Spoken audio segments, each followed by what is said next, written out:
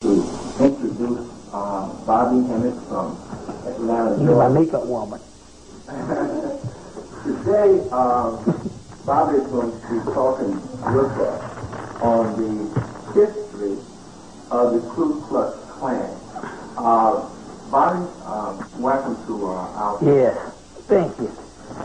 Always great to be in the great center of consciousness, New York, where we would say that basically Afrocentric consciousness started, not just in the late 80s, but also going all the way back to the Harlem History Club and all the way back to the 20s, what I hear, maybe in the early teens. So it's always great to be here. And also at Transatlantic Productions to take my place in the library or the archives of so many thousands of Africans, ancient gods, if you want to put it, that has been recorded throughout the years here at Transatlantic Production, with the guru of film and audio and all, Minister Clemson Brown, the Minister of Information. I like that name. I think I will adopt that. That's right. Okay, so Bobby, what are you going to talk with us today? Well, basically, I'm going to go into the history of the Klan, but in order to put that in context, we have to give you the history of modern-day secret societies altogether. Now, are you saying that the Klan is a secret society? It's a very advanced secret society. That's the reason why we can't draw the parallel, because we always have these rednecks etched in our minds. And as a result, we don't understand that the secret society has its origin in the Moorish system. As a matter of fact, the actual outfits that the Klan wear, I'm not talking about the ones where you see somebody cut some holes in some sheets, but I'm talking about the real Grandmaster outfits and the ones that's really done up with, you know, with the actual cross and the robe with the cape and the pine cone hat. That's all Egyptian initiation outfits brought up into Europe by the Moors.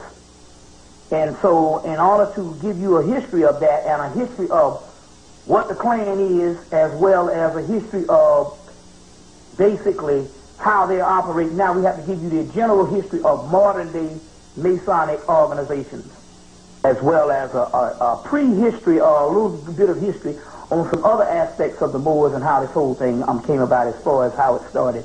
So we need to go into some of that too. So I'm ready when you are. Let's go, Bob. Okay. In order to do this, we need to understand a little more about the Moors and the concept and that basically what was the divine plan. The Moors are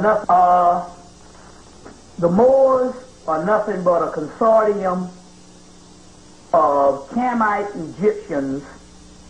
For the people that don't know what Camite mean, or Kemet, or Camite, or Egyptian priesthood, mainly the temple of Kom-Ombo in Egypt, or Kemet, the temple of Isis, or Aset, the last temple of Isis, which was one of the last temples to be closed at Philae, as well as other Sufi orders in Arabia that have their origin in what is called Kushite Arabia, in Moorish institutions. And they set up those particular things in those particular societies. So what are some of the sciences that basically the Moors brought? Well, we know of all the learning and all the stuff that the Afrocentric movement told you, all of the stuff that the Moors brought. But let's get into some of the esoteric traditions. Basically, when you go in those New Age stores, and all that stuff that they got, the New Age stores is dealing with, is nothing but all of the stuff that they basically conserved from the Moorish science of all of the stuff that the secret societies had. And when you see all that stuff, they give it a new name, esoteric teachings, New Age, and all that stuff. All that is nothing but Moorish science that they basically became the custodians of. And now trying to fake as being white in these so-called New Age bookstores, or what they call occult bookstores. You see what I'm saying? That's all that stuff is. Just put a new name on it, and you thinking it's some white people shit. So your tarot cards, you see them, this fortune telling, the tarot, That was introduced by the Moors. From the tarot cards, you get the playing cards, introduced by the Moors. You see what I'm saying? All your divination systems, they got little stuff they throw down, little stones called runes, introduced by the Moors. The crystal ball, this is real deal stuff that works. Divination, introduced by the Moors. Your incense, frankincense and myrrh, all that introduced by the Moors. Gunpowder, you thought it was China. It got its root in alchemy. It has its root in alchemy going back to Kemet, of the study of metals in and out the body, also introduced into Europe by the Moors, as well as your fire stick, which later on was a gun that they didn't have no use for, introduced by Moors. Spiritual music. The word music comes from the word muse. What do you mean they didn't have any use for the fire stick? Well, based on their nature. You know, they didn't conceive of this thing as being a weapon or something they want to kill people with. I guess they figured, you know, white boy picked it up after them and used it. All we know is they invented the gun, the fire stick, and didn't use it. You see, and didn't use it. Music, classical music that we thought was a white, that's the Moors. Brought that up because the scales was invented in Egypt. It comes out of Hermetic science and ultimately out of alchemy. It is melanin put to scale. You're talking about music. Yes. The word muse is a Greek word for components inside of the melanin. These angelic beings called muse. You get the word music. Something that inspires you. Melanin inspires you. This is all coming from the Hermetic teachings or the teachings of Tahuti. Because Hermes is Tahuti in Egypt, which is the teachings of alchemy, which is the study of melanin, the dark night of the soul. And so music, which is the components of what's heard in the body put to scale, is introduced into Europe by the Moors, classical music. They call Beethoven the Moor of Russia. You see, some stuff called the Greater Key of Solomon, and some stuff called the Lesser Key of Solomon, which is these magical texts introduced into Europe by the Moors. One of the benefits of Moorish teaching was Nostradamus. His teacher was a Moor. There's a movie came out, Orion Pictures Nostradamus, 1994 is when it came out. And thousands of black people that were still up in Russia up until World War II, where your boy, what's the guy from Russia?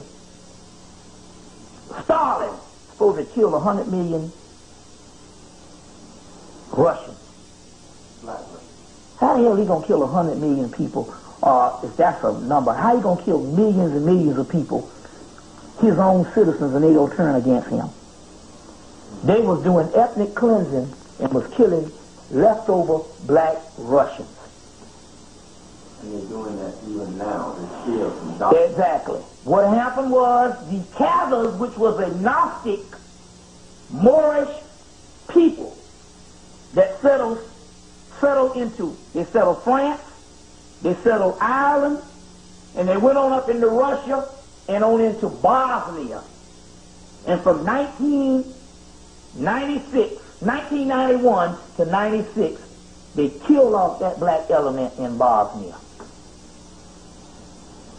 of the leftover Khazars. The Khazars of these Moors first also settled Ireland. So when they said it, what's his name, ran the snakes out of Ireland, he was running the snake people out of Ireland, St. Patrick's, the Moors. They settled Ireland. The river dance, you see that river dance they doing? The Irish people doing that river dance? That's black. you'll see African tribes will do a dance with their legs are moving and their bodies standing straight, their torso straight. It's the same as the river dance.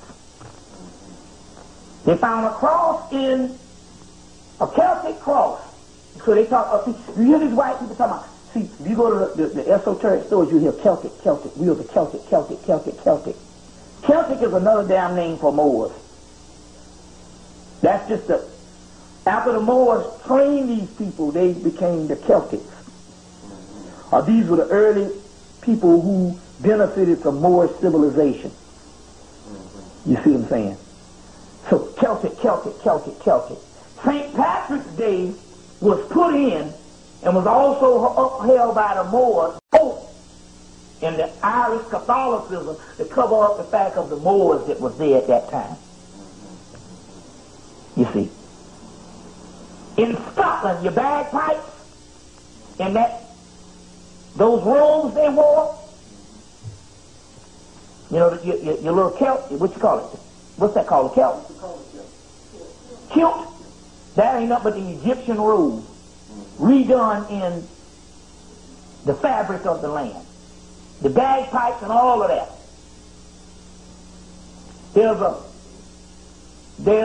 There's a cross, Celtic cross with the name on it, Bismillah, which means Allah. All of this brought up by the Moors. Your King Arthur's and the Round Table story. Your King Arthur and your Round Table story. Was first introduced into Spain.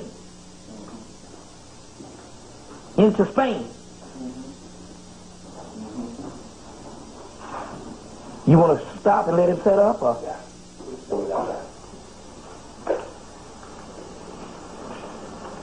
Okay, when I drop my hand, Bobby, we can be ready to roll.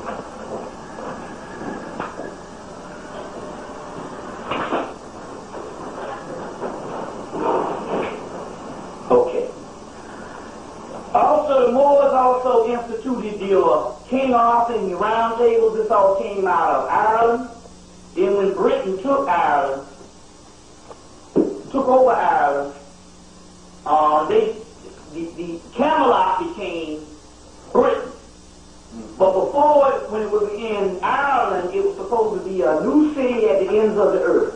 We'll get into that, which is supposed to be America. It only became Britain after.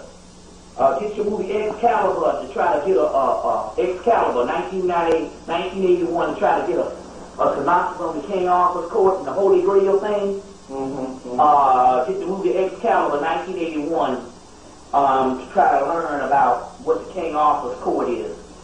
Your Grail is supposed to be this mystical cup that's supposed to bring magical healing as well as a form of the Christ energy. All of that stuff introduced into Europe by the Moors, mainly into Ireland by the Moors. So the Irish, the original Irish, which was a lot of black people, was also settled there by the Moors. You can get the movie Secrets of Rowan Ish. Secrets of Rowan Ish, and when they talk about the Black Seal, that's the Moors. That's the Moors also.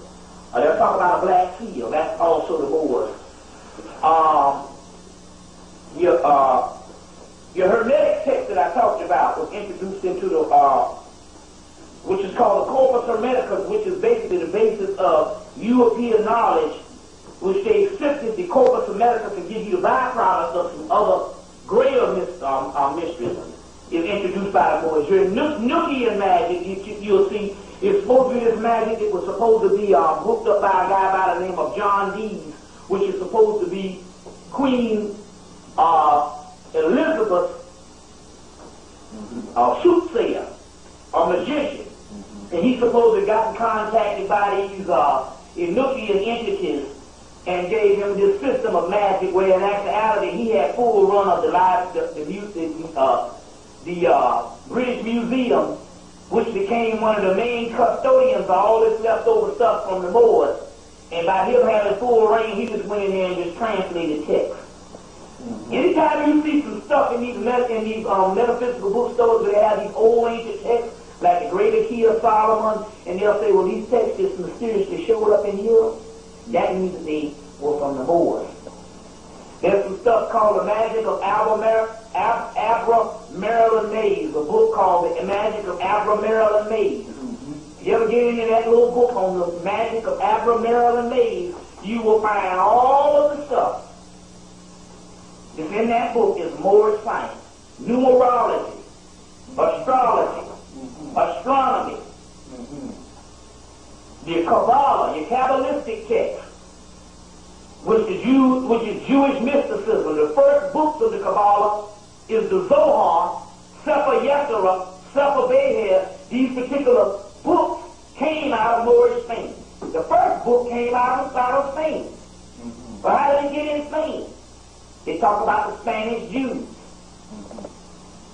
Good book on this Moorish science and stuff, a book called People of the Secret by Ernest Scott. In that book he'll talk about the Sufis. He won't say the Moors, but he'll also say the Sufis in Spain. He's a master of the English language. You will see it up in there. But he also goes in the book and says Sufi, Suf means woolly-haired one. But Camelot, the word Camelot, comes from the word Tam, Egypt, Lot. It means the new state of Egypt, which would also be America. Get all that in there. Also, you can find out about America being broken down and being the new state of Kemet, Washington, D.C., and all the other cities in America bear witness to that on the Masonic architecture. Manly P. Hall wrote a book, The Secret Destiny of America. A new book called Return of the Ancient Serpent of Wisdom, which is literally the Kundalini energy, but at the end of the book he talks about the new destiny where this ancient serpent of wisdom is supposed to end up in us America, which is talking about black people.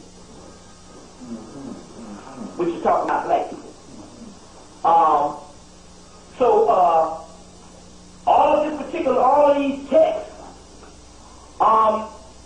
the Book of Enoch, the Ethiopian Book of Enoch, brought to Europe by the Moors,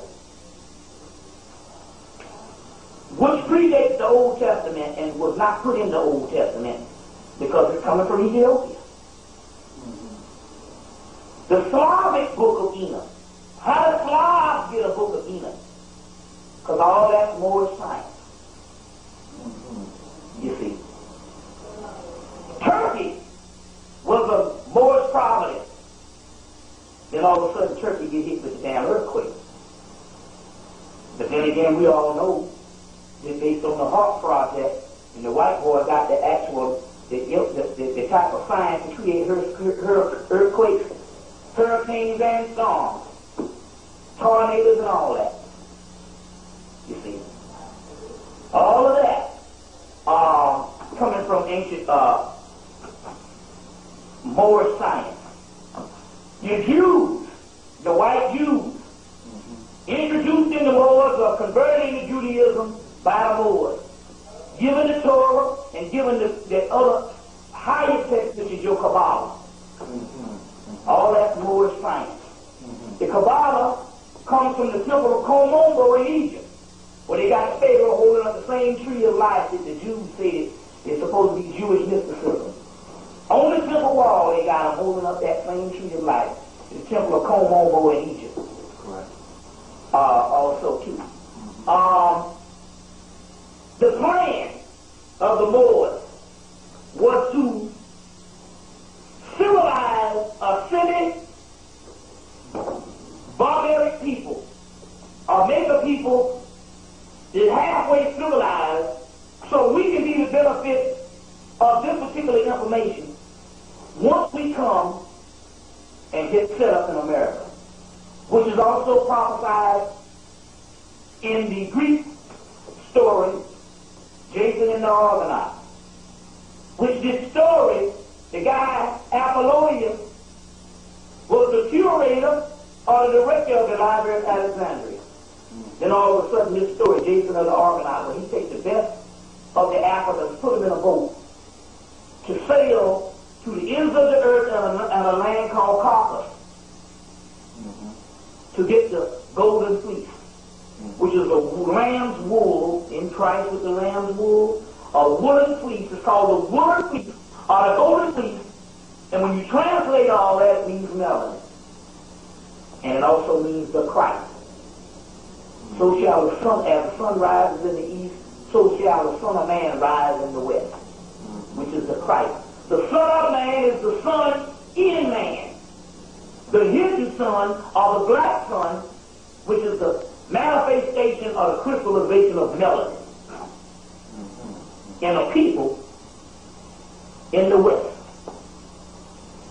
The Hermetic text, which is the prophetic text, that is assigned to Asclepius. And Asclepius, as you know, is the God Tahuti. No, excuse me. Asclepius is the God and the physician Imhotep. And Imhotep, as you know, is Asclepius, who as Asclepius. In the Hermetic text, they got a whole sermon, the perfect sermon of Asclepius. And in there is the prophecy of how we were going to go into slavery. How Egypt, which is the temple of all the gods, will become one big graveyard. And how the pious man, which is righteous man, would be looked on as impious. And how the impious man, which is the wicked man, will be considered pious, righteous. And how the weak man will be considered strong, and the strong man will be considered weak. And how everybody would look up to the wicked man will be considered noble. And how the righteous and pious man will be treated like a common criminal. And all these people in this faraway land will look like Egyptians. They will have the mind of another race. Now that's all in prophecy. That's all in the prophecy. Imhotep starts crying. He said, will we ever get up out of this? And Tahuti, who is the person that Imhotep is divining to, giving him this spiritual knowledge, say, yeah, Mayan will be established. He said, where? He said, there will be a land that's not established yet, that all nations will speed towards in all types of transportation to get there. And in that land, there will be an extremity or an appendix or an annex of Egyptians that will be in that land. And they will establish Maya. Now, Bobby, just for clarification, the text that this prophecy in again, yes. I give you three versions of it. Okay. One, same perfect sermon of Asclepius in Walter Scott's book, Hermetica. Okay. The other book, which might be hard to get because it's by Shambhala Press, but you still probably can get it in 1992, it came out again from the 1930s.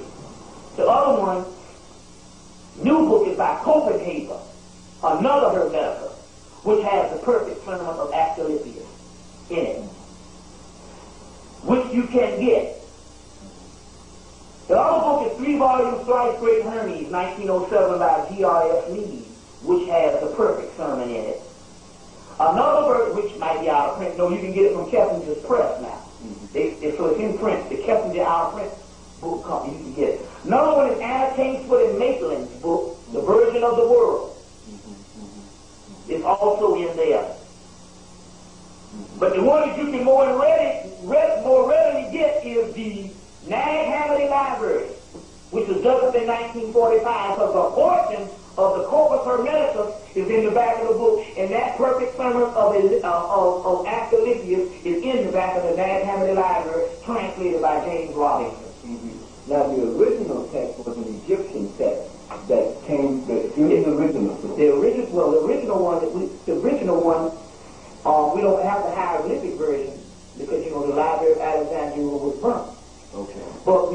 have the translated version in the Greek and Latin that was translated out of the Library of Alexandria, and that's the text I'm telling you about. The Hermetic text. All right. So there's more than enough stuff. The ones that you can get right offhand, you might have to order the Copenhagen's book, which is the Hermetic text, which is probably the latest retranslation of the modern stuff. But also you can get the Nag Hammadi Library, which is all the original sayings of Jesus, or the Christ, let's put it that way. That's in, but a part of that Nag Hammadi Library is that same Hermetic text. It's in there. He said, Maya will be established. But if you go back and get, I told you there was a guy by the name of Theodore P. Ford, wrote a book called God Wills the Negro. And he explained how when the Arabs, the last invasion of Egypt, of Kemet, when the Arabs invaded, a lot of your Egyptians went to West Africa.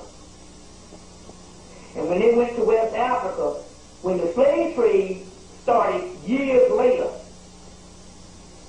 the first people that the African kings gave up were the Egyptians, who were homeless. Living in West Africa, their empire was destroyed or taken over by the Arabs.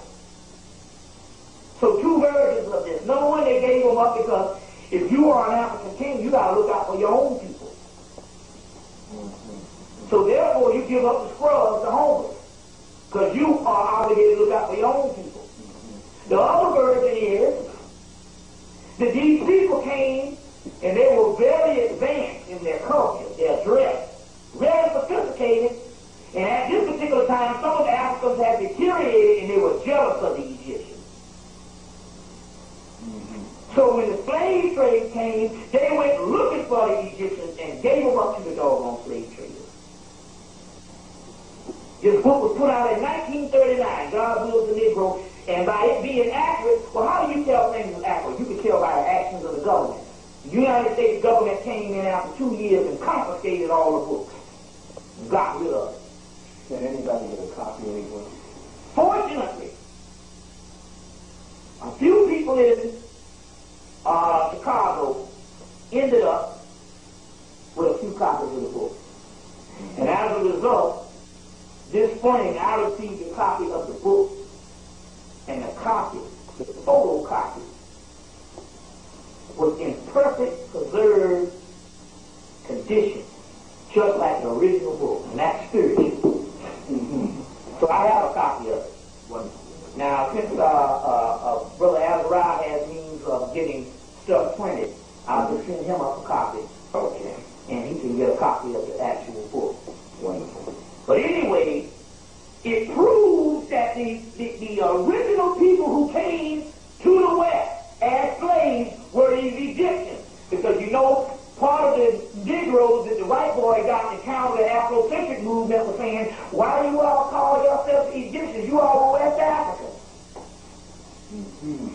But now this is the proof that part of a great deal of the people that the Africans was giving up, they gave up the Canaanites.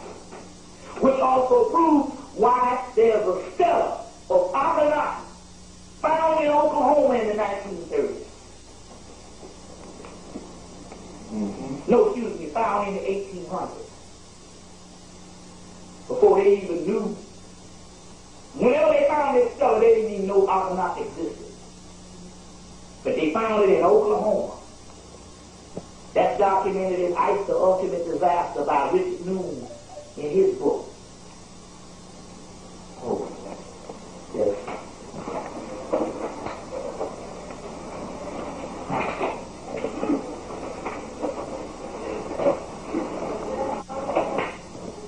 So they found this stela of hieroglyphics of Akhenaten hymns in the 1800s in Oklahoma.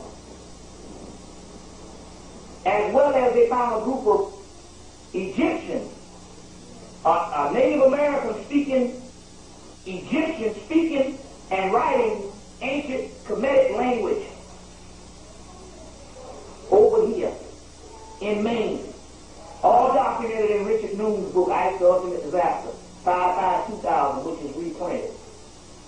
And he happens to be a Mason, giving us some of this particular information. But the Rosicrucians said that the capstone of the Great Pyramid, the granite that is made of the capstone of the Great Pyramid, can only be found one place on the earth, Stone Mountain, Georgia. Which means that Confederate picture that you see on Stone Mountain, Georgia, if anybody ever saw the picture of Stone Mountain, Georgia, where they got Raleigh Lee and all these Confederate things, that's not by accident. Because that particular mountain is an ancient relic that coincides with the pyramids, as well as pyramids of Giza, as well as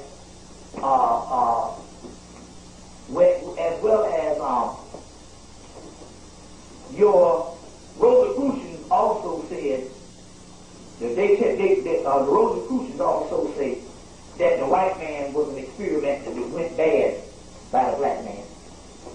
The Rosicrucians say that. The Rosicrucians, because a lot of your Yahoo theory documents of the creation of the white man was taken up into Europe by the Moors. And the Rosicrucians are the ones that became the custodians of those particular documents. Rudolf Steiner, who was Adolf Hitler's teacher, who was later on run out of Germany by Adolf Hitler. And years later, all his manuscripts and stuff that he had made broke heart because of this stuff. And they later on had to go and get all of his particular information, and they got it by a series of lectures that he put on, and they got all these particular books. But there's about 20-something books, and one book that you can't find, you got to get some help research, is the one on Atlantis and Lemuria, where he talks about this God took a germ and created a new race of people. Just like Elijah Muhammad said in his theology of time, that they took a germ and created a new race of people. Elijah Muhammad said in his message to the black man that the moon was separated from the earth. And so Rudolf Steiner in his book Atlantis and Lemuria.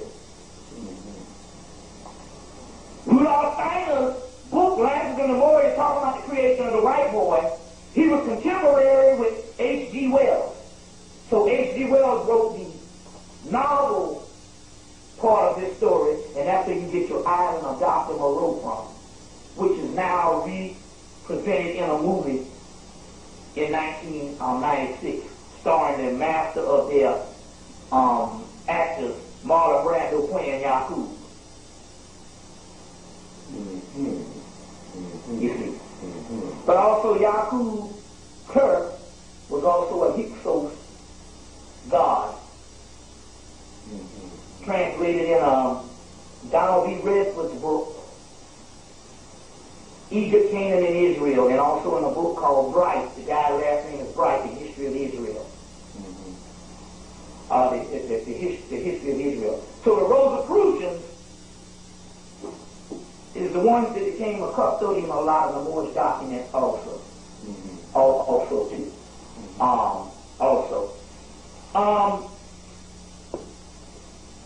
The Moors set up Europe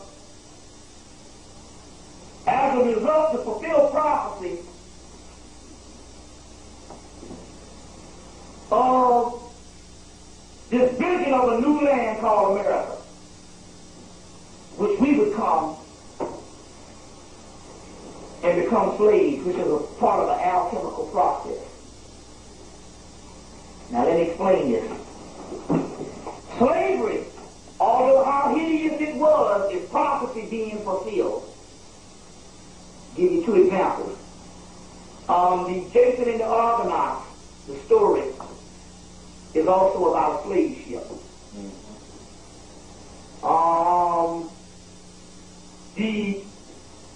The text coming out of Samaria called Inanna's Descent. Inanna is nothing but the goddess Isis or Aset. And she has to descend into the underworld, which is also descend into the deeper aspect of her own spirit. And the descending of that spirit, she's a royal person. And she has to strip off all of her royal garments, her royal history, and become nothing, and literally die to become a new divine goddess of the universe. So in so many words, in the process of alchemy, and alchemy is the royal art of tenets. So when you go see the movie Excalibur, Merlin, the word Merlin is Morlin, which is the Moor. Merlin is talking to one of King Arthur's sisters. She said, I can see just like you, I'm a seer. He said, do you know the royal art? The royal art is alchemy. And alchemy is the study of melody. A part of the royal art is putrefaction, illumination through putrefaction. Putrefaction means to rot, to die, to disintegrate, to degrade, degenerate, and from the degeneration of future species becomes new life. The phoenix rises from the ashes. So a process of slavery is a process of alchemy. After all, alchemy is taking an original substance and making something new out of it. And that's what happened to slaves. We were originally Africans, and we were made into a new people. And as a result, like it or not, we are the ones who brought forth the ancient knowledge on the planet in the modern time. Not the Africans, although we have a few African contributors. It's mainly an American phenomenon. The Afrocentric movement. You see what I'm saying? The Afrocentric movement. In the movie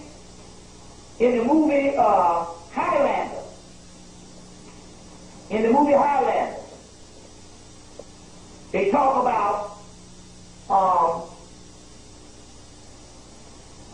the Highlander, which is Scotland.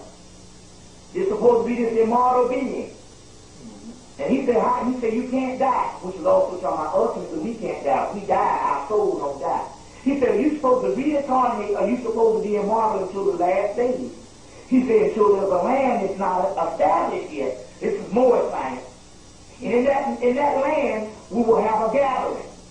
When there's only a few of us left, we will have a gathering. And in that gathering, we will fight for the prize. The gathering that they're talking about is this whole conscious movement that came about, that we've been going through, and we're going through as we speak right now. All these minds gathering together to get the prize, the final solution. So so you'll find that in Highlander 1, Highlander 1, but get all three movies. The Ouija board was produced by also a form of that particular divination system produced by the board. All your hermetic science, your Kabbalah, all forms of alchemy, the Grail mythology, forms of Gnosticism, which is esoteric Christianity, all forms of Sufism. Suf meaning woolly-headed one. Also, in Ernest Scott's book, he said that the Moors traveled up into Europe to introduce alchemy to the Europeans to try to somehow make a non-aberrant man. Now what does aberrant mean? The word aberrant means abnormal, unusual, and unnatural. So they traveled to Europe to somehow to make a non-abnormal man. That's in Ernest Scott's book, People of the Secret. You see. And they did this by trying to use alchemy. They failed, but that's what happened. You'll also find out about the Tamaru that I was talking about in Diop's book, African Origins of Civilization, Myth, and Reality. It's just he left out the part of the part on where there are actually created white people, that statement. But Champollion, when he translated hieroglyphics, wrote back to Champollion the elder, and gave him this particular information about this Tamahu person. And he was really upset when he found the origins of what his people and how the Egyptians viewed his people as being these abnormal people. You see. But it even knew that even Champollion didn't even translate the hieroglyphics. They had some black man over there that translated them because they couldn't get it. And the black man just looking at it, spiritually translated, like you just got niggas that come off the ghetto, and niggas just come off the farm know how to fix a car. They didn't go to school, they just look at the cars and fix it. That's true. You know people like that. My grandfather couldn't read, but he was a mathematical genius. And he knew the geometry and all that shit by mind. And he used to build these mansions for these white people. That's how my grandmother became one of the richest women in Mullen, South Carolina and shit. She was at least 1,000 there. You see what I'm saying? But could read.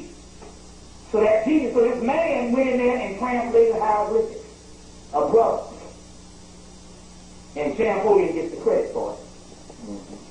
You see. But there's all types of stuff on this abnormal man. Numerology, astrology, astronomy, geometria, which is a numerical system on the breakdown of the angelic system of the angelic beings as far as their numbers. It's called geometria. The whole system broken down on angels, but that system put together, when you put it all together, it's broken down in the angelic beings is comprised inside of the melanin. Inside of the melanin. The Goetian, Leprosy of Solomon, that I talked about. The Goetian, Leprosy of Solomon. All of a sudden, a mysterious Moorish manuscript. Which, the Leprosy of Solomon, when they say leper, they mean inner. Aleph is the greater E, which is astrology. The lesser, which is the most potent. These seals, it's all Moorish manuscripts, translated from Arabic by the Greg of Albert. It's all Moorish science. There's 72 seals within the melanin. The seals of Solomon. Sol, which means sun. Amun, which means hidden, it means black sun. Solomon.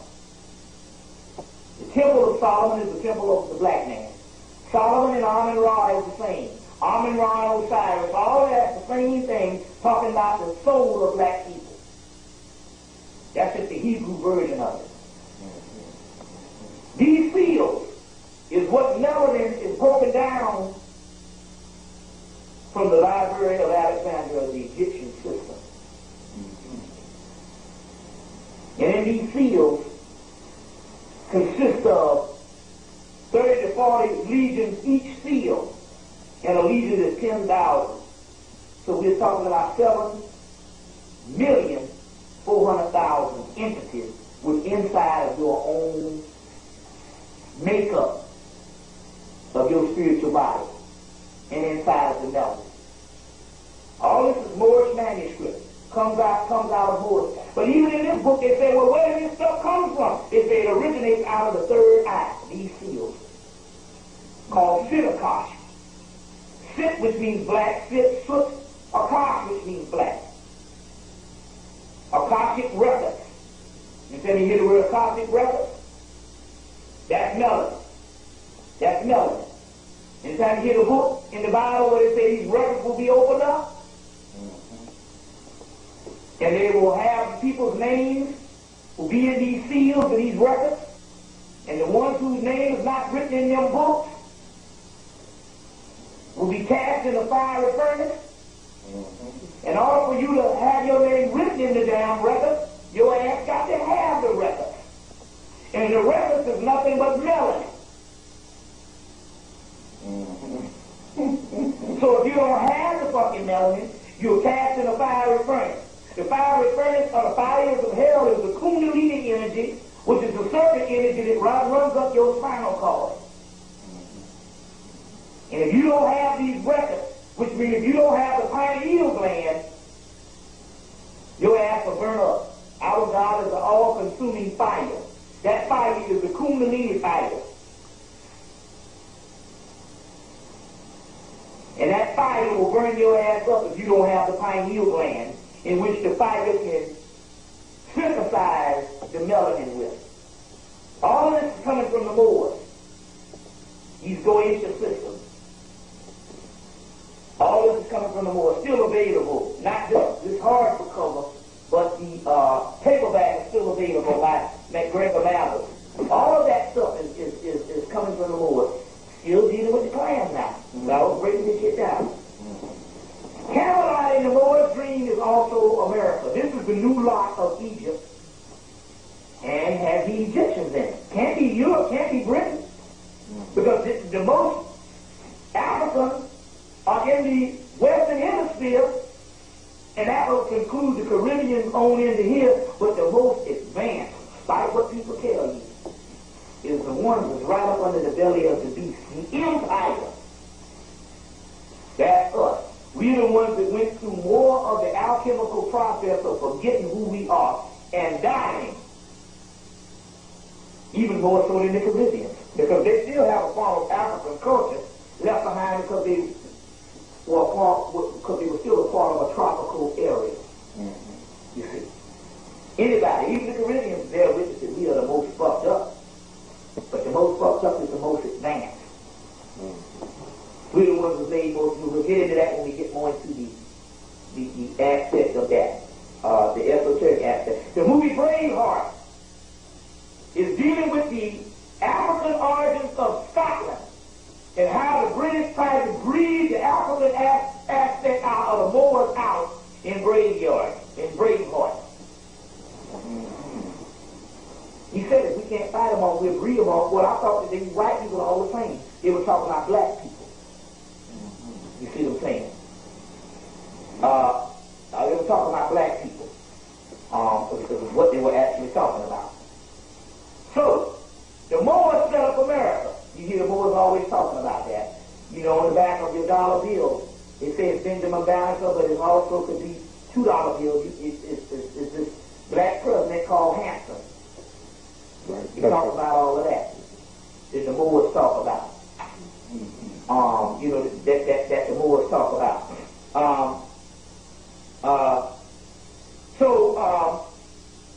All of this stuff, even though it was so degraded or it was so horrible as far as the process of slavery, but then again, on the other hand, it was prophesied in the Bible, because up until World War II, the only people who fulfilled the prophecies of Solomon or the book of Psalms of these people suffering was black people in America and the Caribbean and the great diaspora, until a joint project with Hitler and the Jews, because Hitler was Jewish, and the head state of the Jews who would try to front their way into history. They set up the whole Holocaust thing and sacrificed part of their people to go into the Holocaust thing. You see what I'm saying? There wasn't no 6 million. Most Jewish scholars will tell you it's only like 600,000. That's just a symbolic representation of their suffering. But anyway, they set up this whole Holocaust thing so that they can authentically set themselves up as being the Jews that will be persecuted. And so therefore that led to the state of Israel. That's all a plan of the Illuminati secret society to make a historical Jew out of a non-historical Jew. And in order to do that, he had to suffer like the book of Psalms. And up until the World War II, we were the only people that fulfilled that prophecy. And after World War II, most people think that they're the ones that suffer. And they created their suffering. There's a whole book called The Creation of Ancient Israel that shows how these crackers go through history to try to authenticate their particular history. And make up history just to make themselves the original Jews. It's a new book I call The Creation of Ancient Israel. Ancient Israel. I think that guy's name is Whiteland. I'm not sure. I got the thing. I'll find it in a few minutes.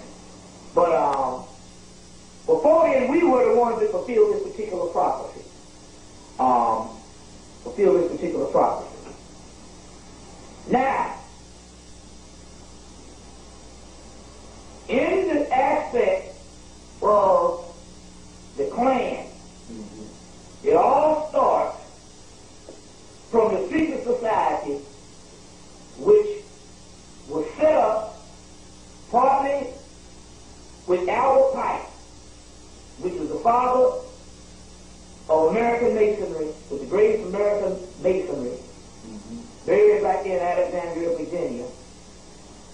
And he started the southern jurisdiction of York Rite Freemasonry. He might be York Rite or Scottish Rite, one of those. And Albert Pike, as a result of losing the Civil War, had to set up the Klan out of Scottish Rite Freemasonry as a police force to fight against Reconstruction. Along with Rene Briff and the ADL, which is what, an Anti-Defamation League, which was a Confederate operation that started out of Charleston, South Carolina, the ADL, as Jewish slave holders.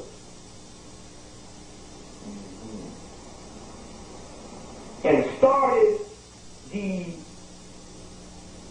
Anti-Defamation League as well as Rene Briff in Charleston, South Carolina, and later on connected with Albert Pike, and both of them headed up the Ku Klux Klan, which was a opposition branch to control newly formed Negroes coming out of slavery as a law enforcement branch, which is the origin of your police, called the same Klan organization. To get this, that particular part on the ADL is the book called The ADL, The Ugly Truth, which was sent to me graciously by Brother Azariah. You still have some of these? A lot of them, yeah. Yeah. So you can get this book, ADL, The Ugly Truth, which is put out by the Jews, right? Which is put out by the Jews. Which is put out by the Jews. You see what I'm saying? They deal with that particular Jewish part. And after they lost the Civil War, the Jews said, well, we must find a new way of slavery, and they went into the drug trade and opium, and later on into crack and cocaine and all the stuff we have now. But all of this is a connection with Martin Luther King. I mean, not Martin Luther King, but the assassination of Abraham Lincoln. And half those particular ones that was pardoned from the assassination was Masons, because they inducted the president at that time into Masonry, and he pardoned all the Masonic people, and the ones that got blamed for it, like John Wilkes Booth, was non-Mason. But it was a big conspiracy. Now, one question. Why did the Pike and others want to form the Ku Klux Klan to keep black folks under control? Well, the black folks just didn't have slavery. And they wasn't allowed to read and write, so they was ignorant and so forth. What was the big deal? What see, underpinning and why? What was well, you must understand the Masonic side of this.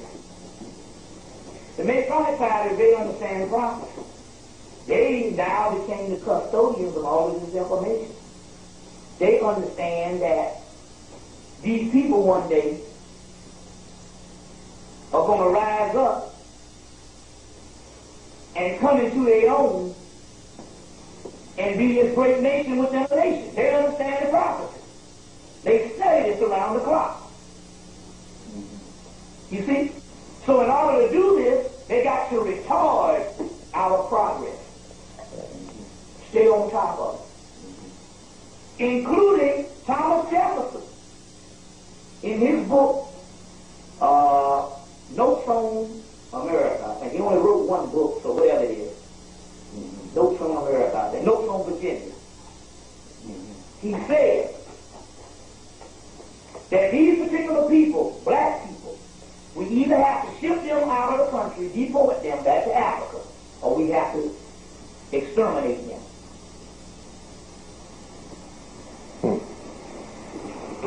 People see in this book, the Nephilim, they say that most of the history is recorded by individuals. So most people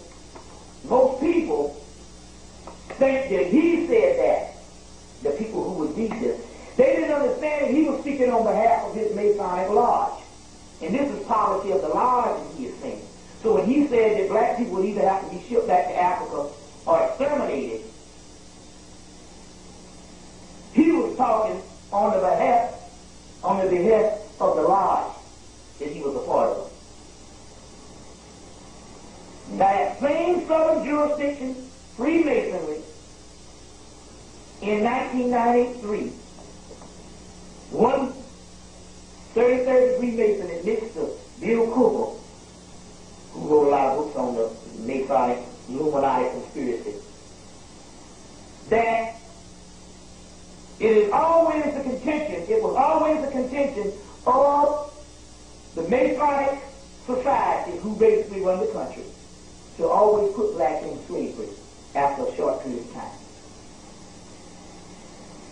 So the same thing when John Thomas Jefferson says we would have to either ship them back to Africa or exterminate them is a part of the Masonic tradition. You see, by them knowing prophecy, and by them understanding that we are their enemies, and by us never failing to understand that we have a fucking enemy. And whenever he's nice to us and we get along, it's still a master-slave relationship. So of course white people treat us all right now, overtly,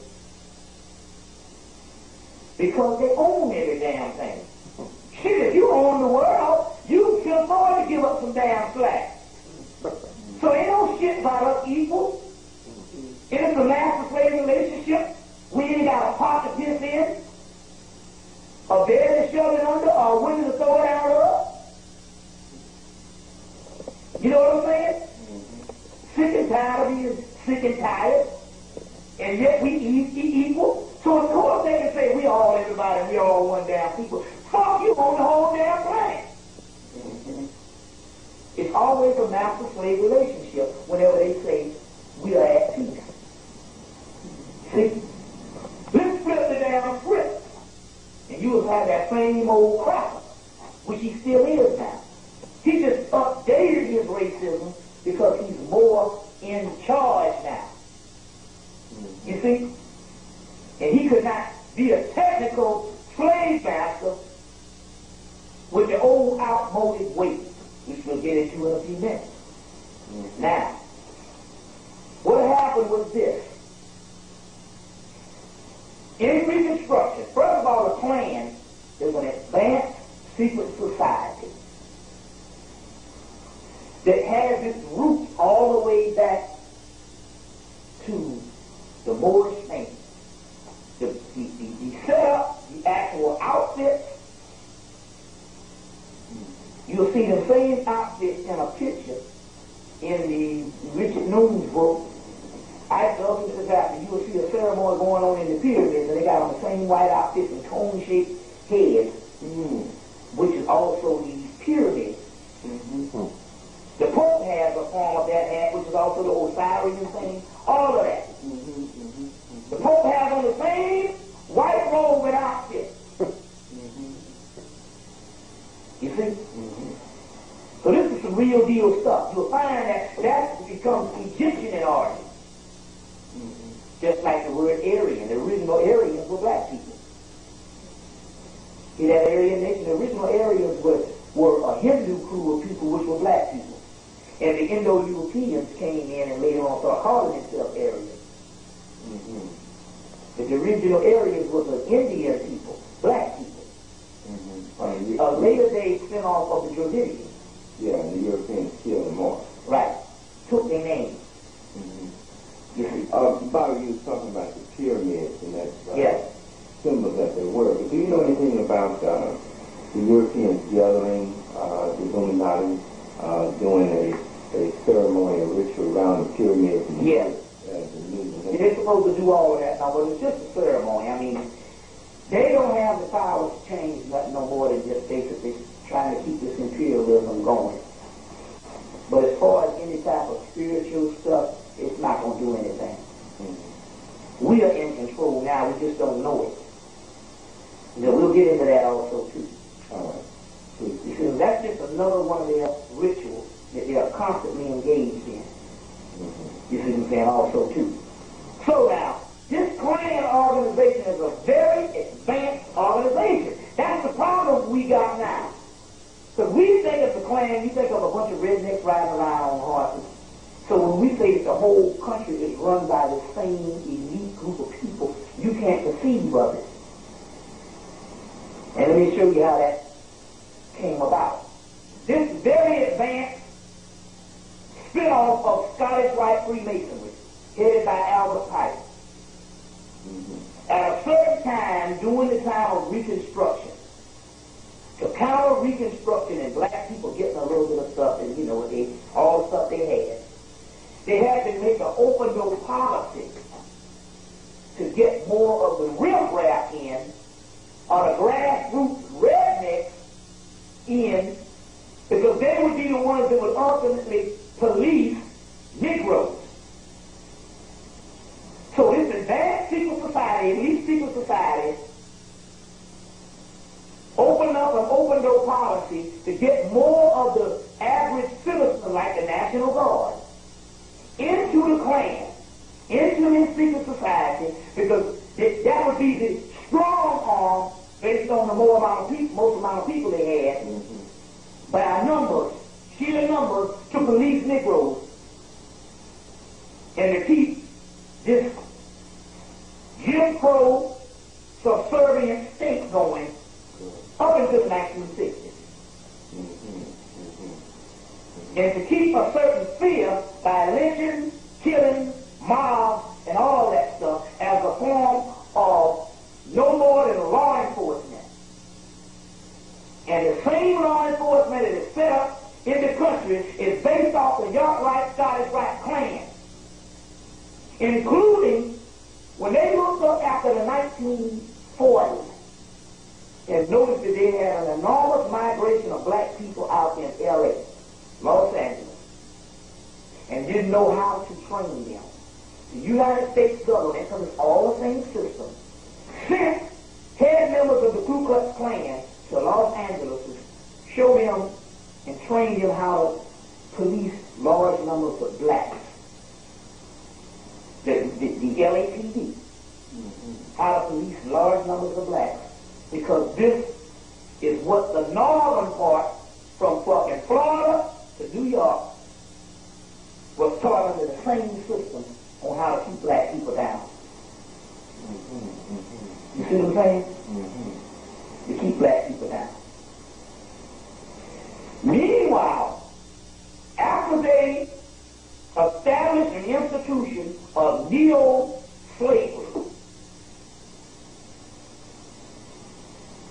the Ku Klux Klan looked up in the 19th, too much of riffraff in this. We got too much redneck, and the integrity of the organization is being destroyed.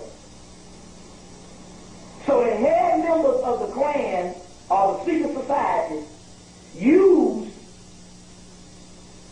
their police organizations of the Klan, the FBI, the CIA, which is all a part of the same part. They used them to come in and clean off the lower echelons of the same Klan. So in so many words, to clean up this act, the Klan, the head members of the Klan, declared war on the lower members. And as a result, they used the civil rights thing as a platform to say they're going to clean them off. Because the civil rights were started by the same Klan. So they wanted to change the image of the Klan. And basically from 1950s to the 1970s, they cleaned the Klan up. Clean house. And the Klan became neo-conservative groups and conservative groups that filtered into the two parties, Democrats and Republicans. And their chief dream was realized with the inauguration of Ronald Reagan in 1980 as the ultimate Klan member. But in order to bring that together, they even inaugurated Jimmy Carter as a part of the same fucking system But Negroes are so ignorant. So they think that Democrat and Republican is the same, is different systems on the side of black people. And they don't understand that they are being pimped and screwed up behind by the same Klan organization. And now you don't find a Democrat that will say they are liberal. See what I'm saying? Now, why is this? Give us some information on why they had to do this. Number one, how is it that we can have these people? We got hippies, we got the whole country, liberals, turning against the government in the late 60s. By the 1980s, 10 years later, a known racist, Ronald Reagan, wins by a landslide. That is because the American white public got in on what was in store for them. And it was a deal that they could not refuse. And the deal was, if you bite the bullet in the 1980s, and we trim the fat based on government spending, we can take this money and funnel all this money into a pool of money that if you are a white citizen, you will get paid a stipend of $30,000 to $40,000 a year just by being a white citizen. And black people won't even know about it because it will be added into your bank account. Now, as a result, when they had all these homeless white people, then all of a sudden they just disappeared and they were still homeless. They trimmed the fat. They had to get the system right. Now white people secretively get 20, 30, 40, $50,000 in their bank account just by being American citizens. And you don't know what's going on because it's added in their money. So you wouldn't know. They don't get a check. It's already in the bank account. Number one, they got to pay taxes. Number two, you say, how could this be done? Well, motherfucker, you paying for the shit. Black people pay taxes. We pay taxes now for them being citizens. So that's another form of neo-slavery. Plus, all of your banks, you think all these banks, these big old skyscrapers downtown making this money. You think, well, where all that money going? They get a tax break, and they funnel money into this pool also. So, Bobby, how could it possibly be because some white folks would talk, people would know about, some black folks would know about this, and it would be kind of public knowledge. I mean, how is it, see, that's big. You got to realize one thing. Hell, there's things now that we didn't know about with white people for hundreds of years, and we just not finding out about them. Number one, if they tell, they get cut off. How the hell I'm going to get a Bavarian and tell somebody about some stuff and I'll end up getting cut off $40,000? Money talks and bullshit walks. Number two, they could end up being killed by saying this particular information. And number three, number one, you cannot be married to a black person. Number two, we're not talking about every little redneck crap that you're talking about here. Oh. There's structures. There's elite structures. Okay. They don't see, you don't realize about them, when they are classes, they don't give a damn about some old redneck crap that they can't trace his history back to the mainland. Europe. They call them the damn laggards. Degenerates. The vermin. You see? So, not all the crowd get it, but the great majority of white people that you see that's functioning out here on a level and you can't understand how you can't get on top of bills keep coming knocking you in the ass every damn week is because they get a stipend.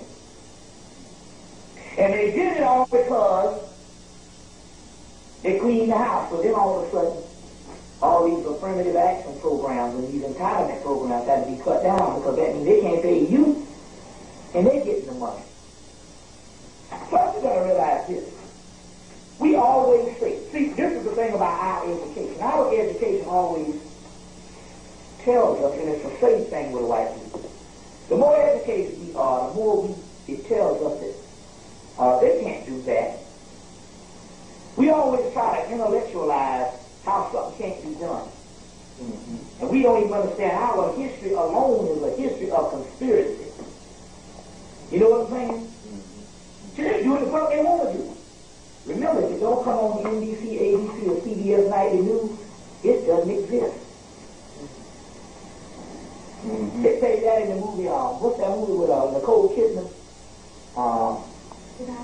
To Die For. She said, you know it exists, your ass ain't on TV. So if it don't come on the nightly news, if the white man says it doesn't exist, it doesn't exist. Every person in this country knows, I have pondered the thought that AIDS was created, but because the white man ain't said it on the news, most people still think it's a damn disease. Some people even think it's a disease given by God. See where I'm coming from? Most people, most black people, which we are real punk type people, we've really become really a degenerate species of, if you want to say punkified people, we are really, really wimps. Yeah. Most black people know that the government put drugs in the community. But yet the government comes out in 1996 and says, hey, goddammit, I, the CIA, put the drugs in the black community. And what these fucking idiots do, they go to the same goddamn government and ask the same people who put the drugs in the community to investigate itself. Then come out and go, oh, we didn't find no wrongdoing. Okay. We're talking about educated black people that will take the same government that everybody knows the history that put the drugs in the community and ask the government to have hearings to investigate itself. So don't tell me what a white man can't do. He can do what he wants to do. As long as he say, I didn't do it, niggas gonna believe the white man. And if he throw a little Jesus on top of that, we'll believe any damn thing. Let me take you back to just a hair. The Moors taught Europeans. Yeah. The secret orders in which it all boils down to their nature. Now, let me go back a little bit. In the creation of these Europeans, what I got was they took human DNA and animal DNA, mainly apes. That's where your missing link shit comes from, Charles Darwin, and spliced them together. And as a result, they came up with a white boy. Now, if you look at any animal, most animals, they can be the strongest animals on the planet, like a bear. First thing they tell you is when that animal comes in contact with a human, it fears the human. And although it can kill you, it's only lashing out to kill you based on its scared. They tell you of a bear, they tell you to be real quiet and real, because it'll kill you because it's scared of you. A bear, grizzly, is tall as this damn ceiling, some of them. When they raise up, they only raise up in fear, right? Well, if the white boy is created from an animal DNA, he ultimately always has a fear, that xenophobic fear, and it's innate and it's a part of his nature. As a matter of fact, like the brother Juju down at the spiritual seer down in Atlanta said, that when they come in, their racism is not based on, they don't like you based on their training. They can't take our energy. When they come in contact with our energy, it makes them become racist. So we're talking about ultimately a person's nature. The book of Deuteronomy says you'll be actually chastised or something taken over by a people who are not a people. Book of Deuteronomy. So ultimately we're talking about their nature. When you take all the stuff, because they can have all the information in the world, all the knowledge in the world, but they still end up racist. That's a part of their nature. Just like there's a part of a dog's nature to hate a cat. It's a part of their nature. That's what Honorable Elijah Muhammad said over and over and over again. You say, well, I know some white people married to black people and all this kind of thing, white people that like black people. You don't understand. An individual can go against his own nature. It can be trained to go against his nature. Didn't they show you on the Beverly Hills Village that every day had a goddamn cat that could swim? And a dog that can climb a tree? Right? That means that it's going against his nature. They train animals all day to bite balls and stuff, ride bicycles, monkeys ride bicycles and shit. That means it's trained against its nature. You know? You can train, ain't niggas trained against our nature? We didn't come over here like this. Well, if you can, anybody can jump their nature. That's the difference. But their nature is racist, not towards black people, but towards all species on the earth, including themselves. When France and England had a damn war for 100 years, that means peacetime is abnormal and war is the norm. And they are still having wars now. It's just going to another advanced form. Corporate wars. Everything is a system of competition. It's in the movie, what you call it? The movie Tombstone. When it came out in '93 with Kurt Russell and Val Kilmer. And the guy Kurt Russell said, what makes a person like, whatever the guy named, so evil? And that was, he was Doc Holliday and Wild Earp Salter. And Doc Holliday said, when he looks in his soul, he just sees a big hole up in there. Ain't nothing there. He said, well, what? He said, because he said, it makes him mad. And he said, mad of what? He said, of being born. They are mad of being born. They're abnormal. You see what I'm saying? So it don't matter. Ultimately, they can't help it. But they are doing their rightful thing as their nature. We the motherfuckers want to love them. Bible say love. Look, when the Bible was writing the damn scriptures, the goddamn Europeans didn't even exist. It wasn't about him. They got our fucking book. You know what I'm saying? How the hell is shit included the European and he didn't even exist? Or even if he did exist, the people who was writing the scriptures didn't know about it. This was a scripture of other people. Bobby, I asked you a little earlier, at what point did the Europeans, were they created, did they evolve? How old are they? And if you can, just so that... when they talk about the 6,000 years, they can't trace their history back to 6,000 years. I think it had to be a little bit earlier. I get somewhere in Atlantis in Lemuria, where we had the advanced technology. Just remember, Atlantis and Lemuria was Egypt. Egypt was the capital of that because we got the Sphinx. It goes back 90,000 years. Carved dated. And those pyramids are the same age. They just can't carve a date as old as the Sphinx because the pyramids was covered with limestone, remember? Which was used to build the mosque of Cairo. You'll find the limestone, you'll find it on the cover of Earth, Wind, and Fire, All album, and you'll also get it in the whole story in the Secrets of the Great Pyramids of Peter Thompson. But my point is they were created sometime in the pre-dynastic period. So who knows? It's a little over 6,000 years. Just that was probably the time that they were that we probably recognized them, or they recognized themselves, or whatever. So who can really say how really old? Remember, whatever it is, it's not as old as us. The Kabbalah says that the intruder has now slipped in and is causing luxury. What's the intruder? The intruder is a person who wasn't there in the beginning, but now is intruding in on the original people, and he got the original people in slavery because he caused luxury, materialism, consumerism. You see. And they said, well, who are these, they said, who are these intruders? They said, these intruders are the people that followed the original tribe of Israel from the Holy Land. So in so many words, that's just the Hebrew aspect of it. They were talking about this white man.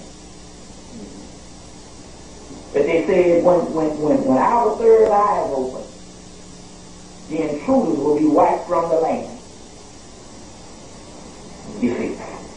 So who knows the reason why there's another thing too. They say, see, the problem with the African is we always look at the white man and think that the white man thinks like us. That's where we make our mistake. We always think that everybody is humane like us. We can't fathom a person being different. So we always underestimate the white man or confuse the white man because we say he can't do that. No, you can't. So listen, you think they'll kill us? They can't do that. No, motherfucker, you can't do that because you humane. That ain't got nothing to do with the white man. When Ginger first got off the mound, and we start getting the spiritual stuff, the spirit realm told us if we put the white man mind in yours for a damn hour, your ass will go crazy. You see, remember I was telling you last night how I got a sister-in-law who mama's a white person? And you can't tell her that the white man ain't the devil. She's saying you can say all the fuck you want. Your mama ain't white. So you can't say all that about the good white people. She's saying that the only time these white people can be human is when they have these holidays. These holidays make them human. It's like they got a foot on. It's like a role they play. So she said on other days they're these cold, calculative beings. And you know, whenever we come in contact, it's always informal. We don't know what these motherfuckers do when they put their feet in the house. And most niggas is married to them so fucking brainwashed until they too stupid to analyze and shit anyway. So that ain't a good example.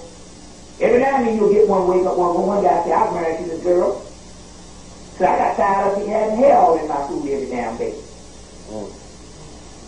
Something was wrong. I was always sick. Yeah, I just got tired of pulling hairs out my mouth. So I'm saying that's normal for them. They hair in their mouth all the time. They be talking about their hand in their mouth. You see them on fucking TV. You see what I'm saying? Even if you look at the white people in the movies and on TV, they don't look like that in real life. Yeah, that's right. They look different. Yeah. Look like a fucking damn pig. So that's what it is. It's made of part pig gene too. That's why like Mama said the hog was a part of it was a medicine for them to get well. So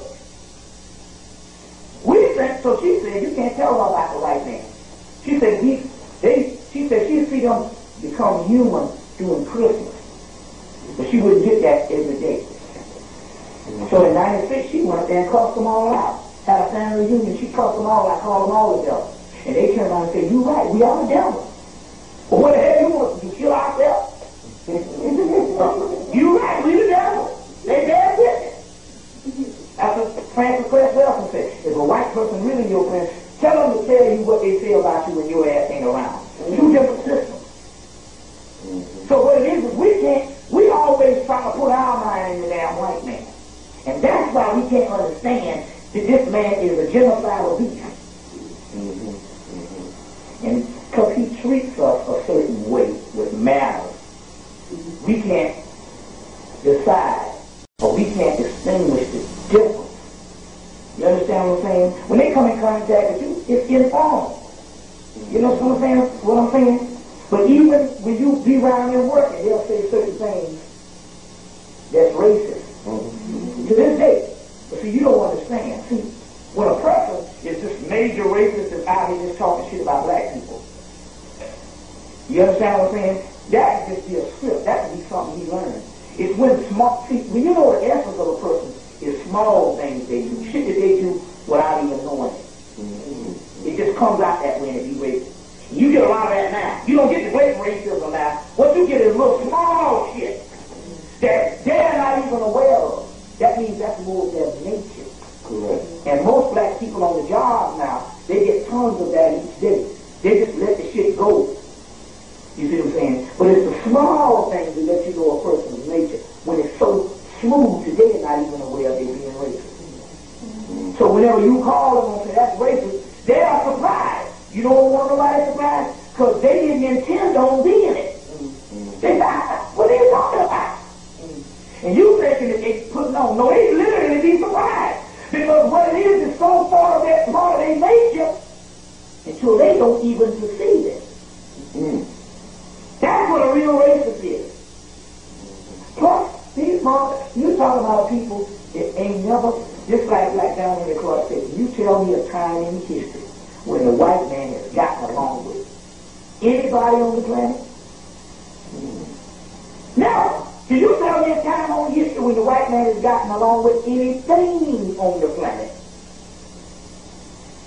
See what I'm saying? Racism, that we call it, is a side effect. It's not the real essence of what they are. It's far more vicious. Racism only allows you to understand that there's something different. The actual essence of this person is far more different, vicious, and black people have not even begun to even see that. Let me give you an example. This new Ku Klux Klan, their policy now is that if you go in the Klan, if you become a part of the Klan, their new policy now is that you cannot be a racist. You cannot be a hater. That's the new policy. That you cannot hate. Because they understand that hate, you can got mad at a nigga stepped on your foot or hit your car. And that's hate. If you know something about hate, hate is a bunch of emotionalism, and sooner or later it will go away. You know, time heals all wounds. So you might go in there as hate. Next thing you know, you want me to stop? Yeah, I might as well. Which one is that? So the new policy of the Klan is that you can't hate. Because hate will go away. You know what I'm saying? Something you might be mad about, they might drive you to an extreme behavior. You might look down 10 years from now and say, I can't even realize why I even, what was that all about? You know what I'm saying? They even got people that's racist now, and they say, well, what were you thinking? They go, I don't know. So what this Klan saying now, the kind of members that they want. Now this is going on, this is not the shit I made up. This was a brother, that's a fireman down in Florida that's talking to an ex-Klan member. And the ex-Klan member got out of it because he said, I got in before they had this policy. And I used to hate black people based on being taught something or something happened. He said, so after a while, after time, the hate dried up. The hate dried up. So he ended up getting out. And the reason why they don't want you is because they say that, you know, the time might dry up. You know, the time might go in, it might heal all wounds. And you might respect from the Klan, and next thing you know, you go into TV or you go into some other place telling some black people some shit. On some talk show or something. You see? So to get out of their plan, to make sure their plan is safe, they said we want people to understand that we are fighting against white genetic annihilation and the well-being or offspring of white people. Now, as a result, after they cleaned up the Klan, the groups that wouldn't conform are those redneck groups that was left behind after they cleaned house became the skinheads and all these Aryan Nation and clandestine groups. Those are nothing but scrubs that was thrown out of the elite order and became skinheads and all these other type things here. You see what I'm saying? So those are spin-off groups which came in the hundreds of these groups. But the point I'm trying to make here is the original Klan is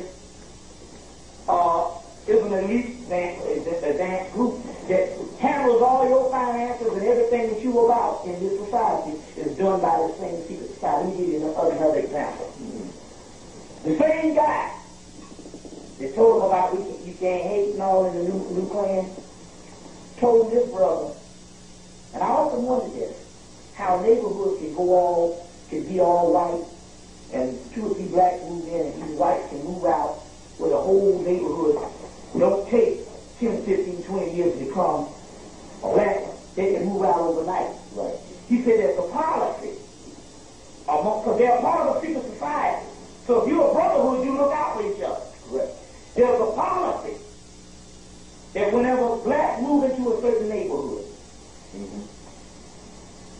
and they know that neighborhood is going to be black, and some black people, some whites, some broke protocol, and them sold the niggas. What they do is the bank will call all of the people in that neighborhood and offer to buy their house. And that way they can sell the house and be out of there in record time. And meanwhile, we're going to sell the shit back to blacks with these little real estate people at a high price. So we talking about an advanced system. You see what I'm coming from? We're talking about a very advanced system. Now let me give you some other information. The Spin Guard Brothers, which is the NAACP, is a part of this whole Klan organization. Because the Spin Guard Brothers, which is a Jewish organization, which is also a part of Brene Griff's and Anti-Defamation League, started the NAACP. As well as later on started the Civil Rights Movement. Now, why did they start the Civil Rights Movement? There were 2 Civil Rights movements. One was some black guy in Alabama. See, the key is that they started in Reconstruction, they started the Freedmen's Bureau, which started the black colleges and the black churches. See, the key is, if you're going to have a black civilization, we need to be in it and control it, so we can dictate how far you go with what we give you. Right. So the Freedmen's Bureau started up a lot of this stuff in Reconstruction also. And all of them are together. Now, they start up the black colleges, and one of the main mottos of black colleges is culture for service. White people culture to serve white people. The rest of black history is self-explanatory. Which is Negro Boule, which is your first post-graduate fraternity, later on led to your other fraternities. Now, your other fraternities were supposed to be having the same policy of the Boule.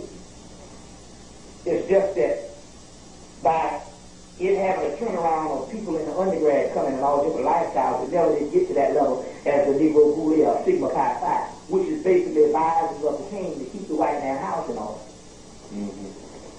You see. But they started the black preachers.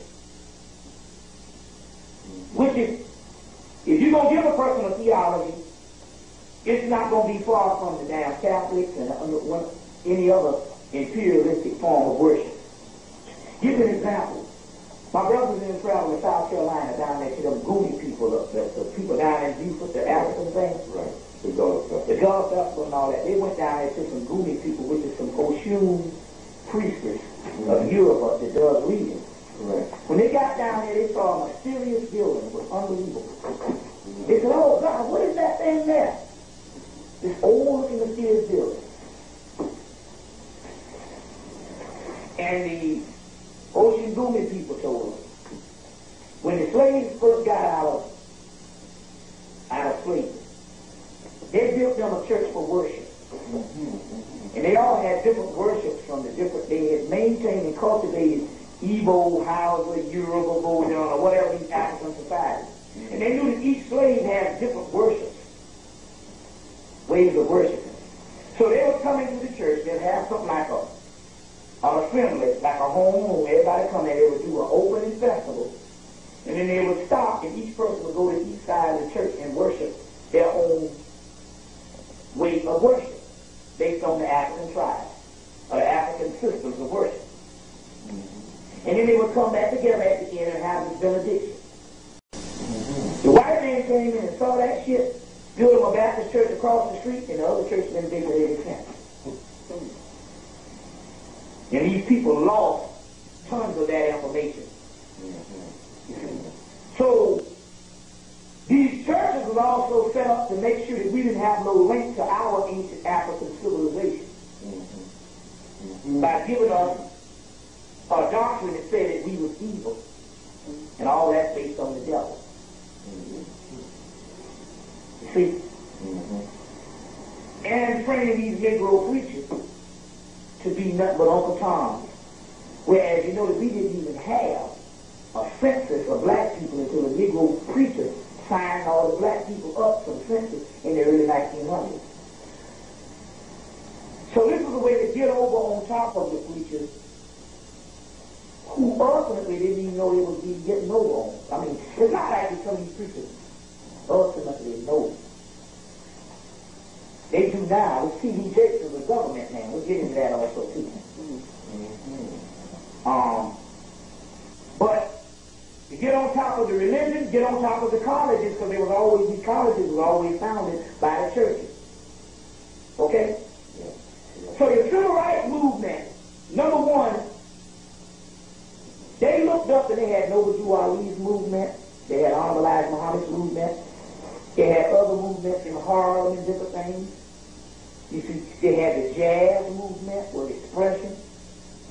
They had Negritude, that thing, the Harlem Renaissance. The Negritude, you know, they had Harlem Renaissance. They had all these different movements, a home and abroad. Garbage movement. And they had figured out in the 50s that we got to do something. These people going to raise up and they're going to have their own nationalist system. Because they are big in numbers. Okay? They also knew that between 1865 and 1965, we had made a subculture within a culture and a cultural powerhouse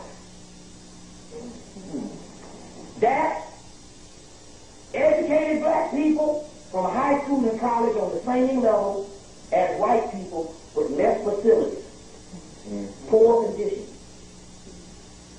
Music, entertainment, education, doctors, lawyers, baseball players, and everything that the greatest society had, we had in segregation. Separate but equal work. And produced a black Camelot that was foreseen, by the Moors, had become a reality of a new Egypt in a land far away. They had already had the history of it. And they would have to break that black Camelot. Because the main culture started borrowing from that subculture. The music, the way white people express themselves, just the basis of cool and rock and roll out of the 50s. It started changing the greater culture. You see? They knew that if we had gone segregated up into the 1980s or 90s, that we would have been an economic powerhouse that could never be broken.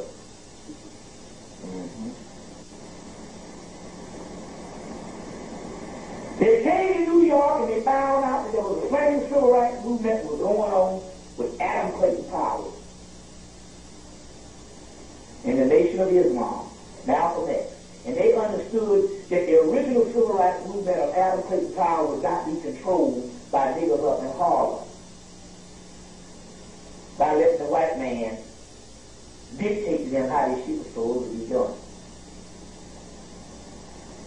So they had a big ass problem. Meanwhile, this country here never being apart from Britain. You see? The old lodge, their mothers and fathers came over and told them, look, y'all got a problem over here with these niggas. And it's going to be a big problem. But we got the damn solution. We had a government agent by the name of Gandhi that was in the British intelligence, because we got our South Africans used to kill South Africans and hated niggas. And used to kill South Africans. And we were able to get out of black India without getting killed with all the Indians over there rising up against us to try to throw off colonialism. By taking this counter-revolutionary that was an agent for the British intelligence. And we put together this nonviolent protest bullshit and gave it to him.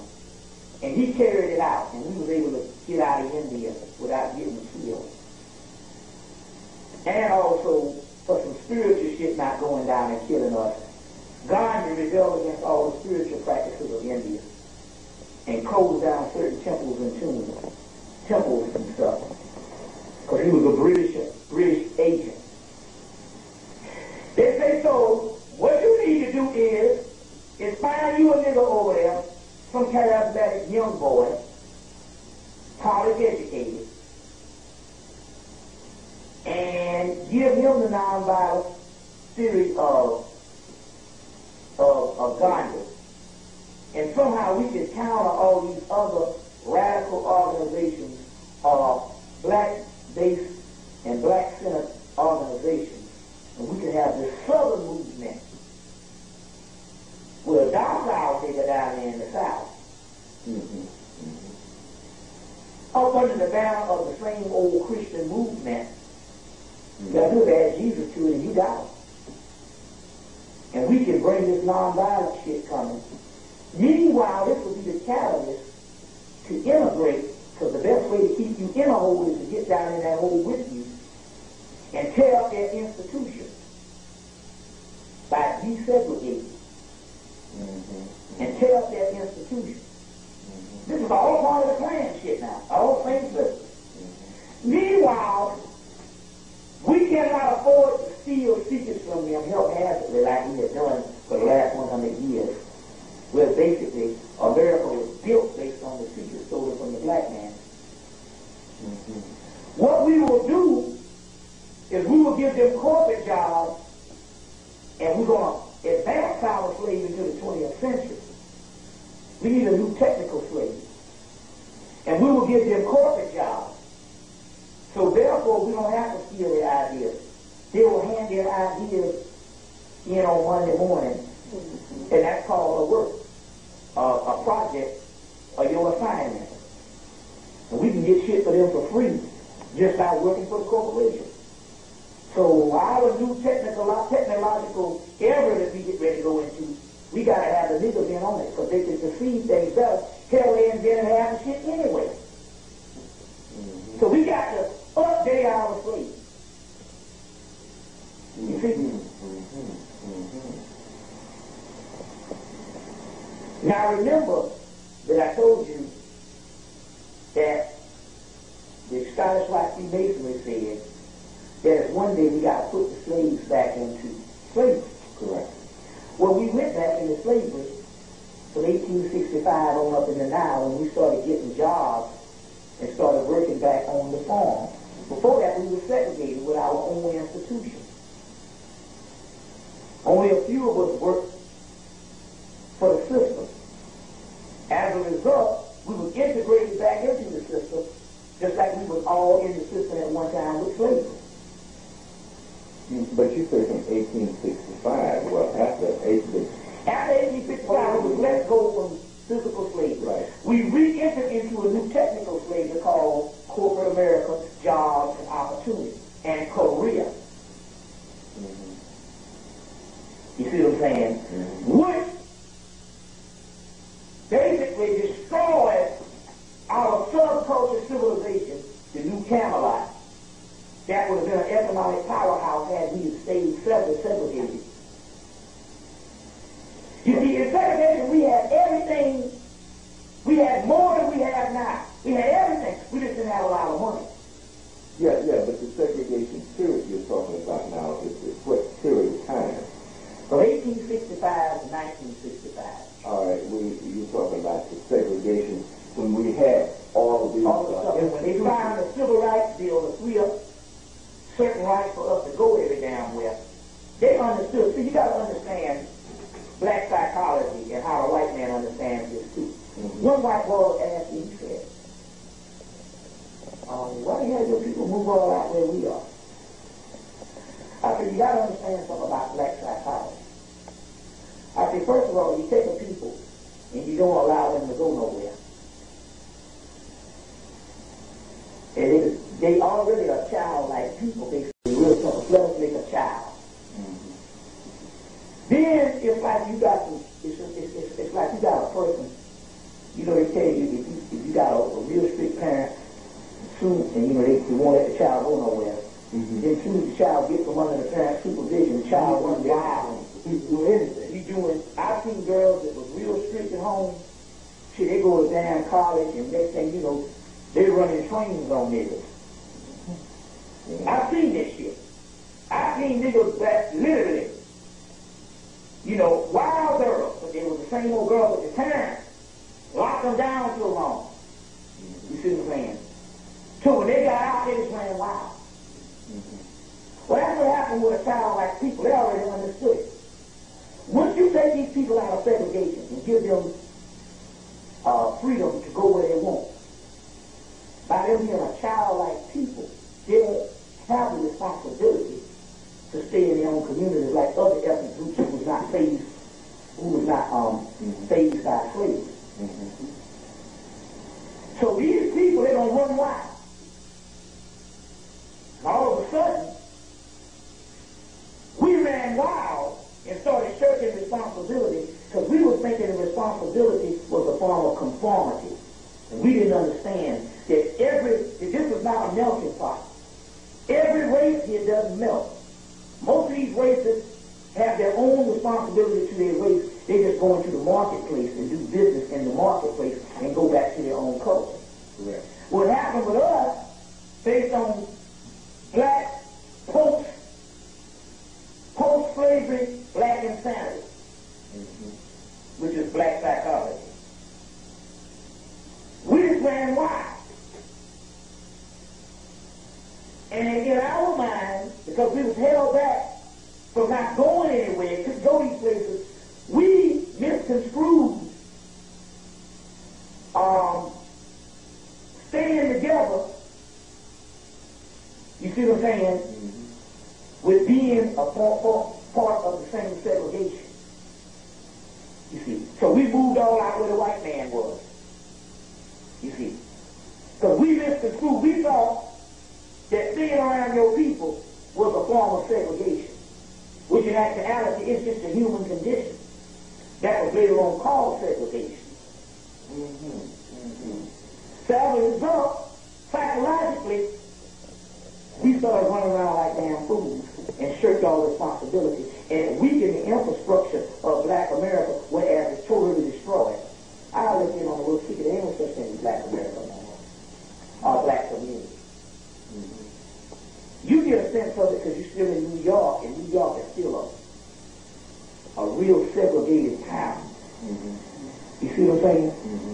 But if you go to the rest of the country, there's no such thing as a black community. See, you are segregated based on high rent.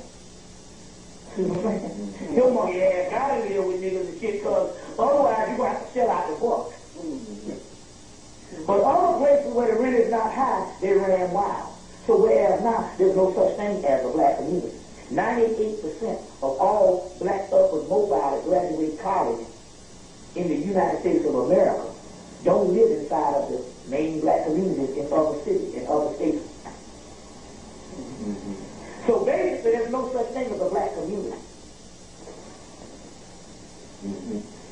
Whereas in America now, modern America, there's no such thing as a community. Most people now live, they're in their house, they're in their car, they own the job, they're back in the house, they go to the market, but it's no community base no more. The society has changed. It's not a real community, not amongst white people no more. It's called a postmodern society. It's changed. It's a technological society where the individual is provided with everything he needs not to commune with the next person. As a matter of fact, in most neighborhoods in America, to know more people means you got more goddamn problems. Motherfucker coming over birth begging for shit. Aggravating you. So society has become such a barbaristic society of the white man survival of the city. Whereas to know less people is to have more peace. More people you got, around more problems you got. Because the whole society is a degenerated society, a form of barbarism. So motherfuckers gonna be wanting some shit. Sooner or later you gotta shell out from, or you gotta give a part of your time to an asshole that you don't want to deal with. So in society, and so much the whole society is a part of degenerated society. It's just that white people got enough money now to keep going. Whereas us, we need that community structure. You understand what I'm saying, man? We don't have it. Because we follow mostly white society. So the only people that got a sense of community is those ethnic groups like the Chinese, the Asians, the Hispanics, and different stuff like that. You see what I'm saying? Because their infrastructure wasn't broken. Our infrastructure was broken, and they used Martin Luther King to do the shit. That's why the spiritual woman who saw the vision of what Martin Luther King was doing, when he came to visit, wherever that was, she tried to stab his ass. You didn't understand why the woman tried to stab him. That's because the woman saw a vision of what the government was doing with this particular person. Now, to let you know, how is it that he was a government agent, he was a Negro bootlegger. Was he aware? He was aware of certain things, yes. He thought they gave him garnish shit. Martin Luther King, I Had a Dream speech was written by the Jews. He was aware of certain things. And he also had gotten a memo down that they were going to kill him. Because he started talking like that. As a matter of fact, if you get his last speech, you can't tell him from Malcolm X. The last speech, you would thought was Malcolm X. So at a certain point in time, even he went against his master.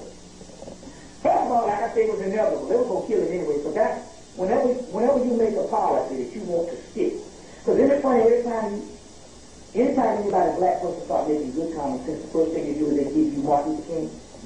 Why do they do that? That's because that's a policy that they devised. You see what I'm saying? And so that's why they just like Al Sharpton said, you love King so much, why didn't you keep it?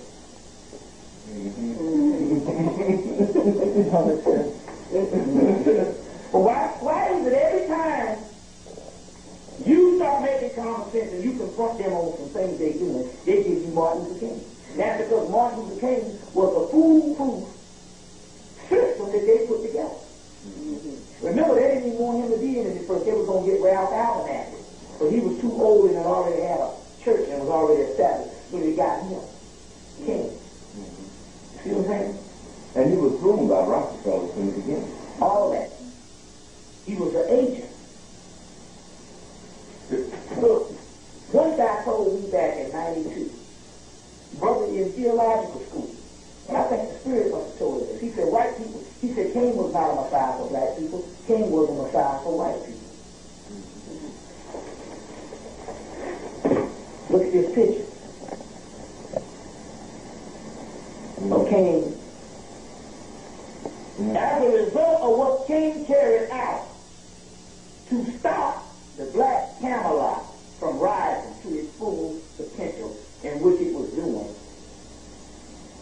why is it that the person who gave him a birthday, so you don't get to get a national holiday in this country, not unless you were on the side and met the goals and the objectives of the oppressor. Why is it that the person who gave him a holiday, who allowed him to get the holiday, who signed it into order, was one of the most racist presidents ever lived, Ronald Reagan? Plus, you must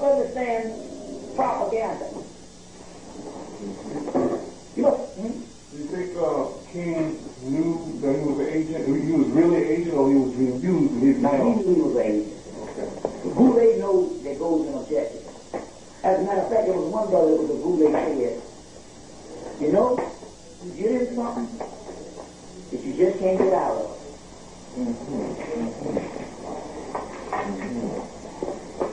You know you get into something that you just can't get out of. So he knew he was a Boulay. You see what I'm saying? He knew he was a Boulay member. And all. So, meanwhile, this whole system broke the whole county. Plus